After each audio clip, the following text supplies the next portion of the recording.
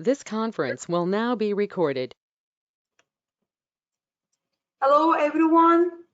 In today's lesson, we will discuss with you an informative PowerPoint about using the right structure in your writing. So guys, before we start, I have a question for you. What is a structure? Please prepare your question. So then double check with my answer. So guys, planning the right structure of your written work.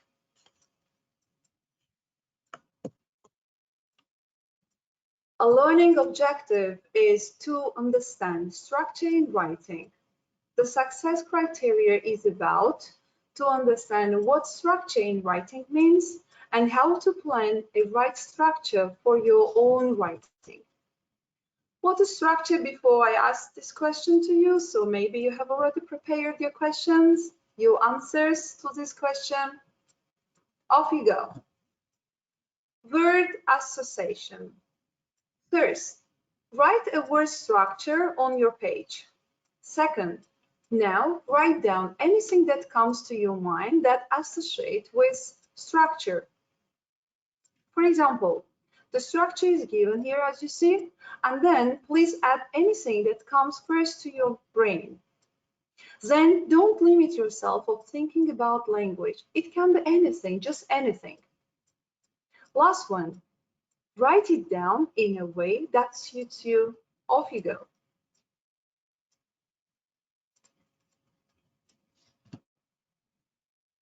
The results will help you to write the structures, first of all, about the things that you think first, or the things maybe you have already planned, or just planning.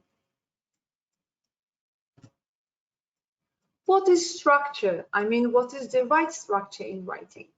Think of words as building blocks. Structure is the way the building blocks are put together to form a piece of as a whole. Structure is the shape of the writing. These are some specific things that create the shape of writing. First one, order of ideas, paragraph, sequence, flow and internal organization. Different ways to present information. For example, bullet points, the list of the things that you're writing, dialogues, and do all of them step by step. The sentence length, very important, and word order. All of these things represent a decision the writer has made. Writers decide on the main parts of their structure before they begin writing and edit the writing afterwards to further refine the structure. If you do all of this, if you write the plan before starting the writing, if you prepare the right structure according to your writing, you are a great writer. Well done. So guys, the next slide is about structure is the framework. So what do you think the framework is? This is the things of your writing. You decide and plan that and build your words around it. How is it relevant to GCSE? Structure plays a large role in your GCSE English language. So guys, first of all, you have to be able to write about it in the reading section of your exam. Then you have to show you can use the structure to communicate your meaning in the writing part of the exam. So again, building the right structure and planning is very important. A word about planning and structure. Planning a piece of written work is essential for good structure. Starting a piece of writing without planning is like a builder building without blueprints. So guys, you might end up with a recognizable structure, but it could be so much better. If you don't do right planning, after finishing your writing, you might think, so if only I would use this plan. So don't do it. That's why, in order not to answer this question to yourself, please do the right planning. Thinking point. What is the thinking point? What do you think, guys? Thinking point and the structural features we identified earlier that we have discussed earlier. How many of this do you think you can plan before you start writing? What do you think? Order of ideas, paragraphs, different ways to present information, sentence lengths, word order. What do you think the right answer? So guys, the right answers are order of ideas, paragraphs, and different ways to present information.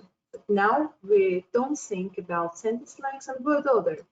First of all, before writing, we have to use the right ideas, order of ideas, the paragraphs, and suitable paragraphs, and different ways to present the information. So, how do you plan? This is the big question, because that's very important. Everything depends on how we plan our writing. There is no right or wrong way to plan. Your plan needs to guide you through your writing, so it must have all your ideas in it. A couple of words for each will do to remind you. So if you will focus on your writing, the words will remind you how to write your further information, your further ideas. Give you the order of your paragraphs, so you can number them 1, 2, 3 or more. Identify when you're going to change your structure, for example, to use bullet points or a one sentence paragraph. So be in a format that makes things clear. For example, guys, in the introduction, you may use some paragraphs, for example, like paragraph 1, paragraph 2, 3, and 4. So it depends on your ideas, how about or how long you wanted to write. And at the end, of course, we have discussed before in our previous lessons, comes conclusion. Conclusion is how to end your writing. So guys, main idea that includes some paragraphs called summary. So main idea and all together, I mean all paragraphs starting from 1 to the last number, it calls summary. So be very careful with this. You may write about your ideas, use process, and continue with other paragraphs using numbers. So paragraph 2, 3, 4, and more. Planning the structure of your written work. Look at your worksheet with the different plan examples on it. See which one appeals to you and then choose the question and write a plan for it using the format you choose. First, describe the best day of your life. Second, write a magazine article arguing for or against eating meat. 3, if you could design the perfect school, what would it be like? Number 4, describe your life in 5 years' time. So guys, let's review. Check that your plan does these things. Has all your ideas in it? Are you sure, guys? If yes, let's go. Gives you the order of your paragraphs. Done? Well done, good job. Next one, identifies when you're going to change your structure. So last one, is in a format that makes things clear. So the next one is editing, but not proofreading. Don't mix them. Editing is the process you go through after you have finished writing. It's not the same as proofreading. Editing focusing on structure. So guys, now we will look at sentence lengths and word order.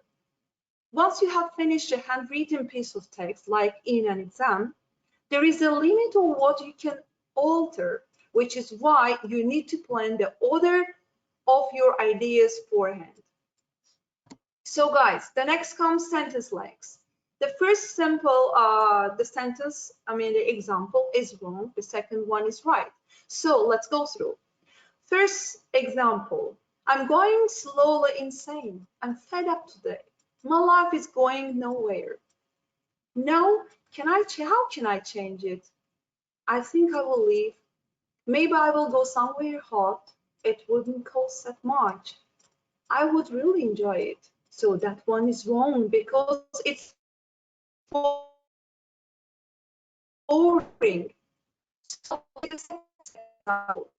I'm going slowly insane and I totally fed up. My life is going nowhere, but how can I change it? I think I will leave and maybe go somewhere hot. It wouldn't cost that much and I would really enjoy it. So guys, but this is very good editing. Word order. We have talked about the sentence lengths, but this one is about the word order. When you're thinking and writing at the same time, you don't always write things down in the best way possible. Sometimes you ignore it, sometimes you don't focus on the structure, so that's the best way to focus on. For example, so you need to keep your right else order models. Word order is literally the order in which you've written the word. Look at this. For example, first one, but the wrong one. I leave that Peter stole the watch wrongly. That one is wrong. But the second one is better. I wrongly believe that Peter stole the watch. So guys, for example, a heart has been often used as a symbol of love. It is wrong one, but the right one is the lost. A heart has often been used as a symbol of love. So the next slide is about a word about neatness, the big problem that you have while writing. You might think that you will lose marks in the exam because your work won't look very neat, with words crossed out and added in other places. Wrong. Your examiner will be impressed that you have taken time to work and credit you for your improved structure. There are no marks for neatness. Remember, guys, no marks for neatness. For example, use a single line to cross out. The sentence is given on the right side. The project cost £20,000. So you may just simply cross out the word that you think is wrong. And use a shallow arrow to show a word missed out and write it about the point. So you can see from the example. Be very careful with this point, guys. So the next one is editing activities. So later you will see this one, this text, and you have to edit this activity on your worksheet. Then ask yourself these questions. What is the difference between the editing and the unedited version of the text for the reader? Second one, do you think the process of editing helps the writer? You may give the reasons later. So the text is this one. Edit the following text, looking particular at sentence length. I mean the wrong long sentence length that you have to change it, and the wrong word order. Please be very careful with this editing. And then even you mark the correction of the text, and then please rewrite it on the next page. For example, here you may write down this on this page. So guys, I hope be very careful with the sentence lengths and the word order. So the summary, using your worksheet, the work you have done and what you have learned, write it step by step, don't mix them. Guide for yourself to remind you to plan for structure and edit for structure in the future. Do it in a format that will help you to remember it so that eventually this process becomes automatic. So guys, practice more and read more. Thank you for your attention. See you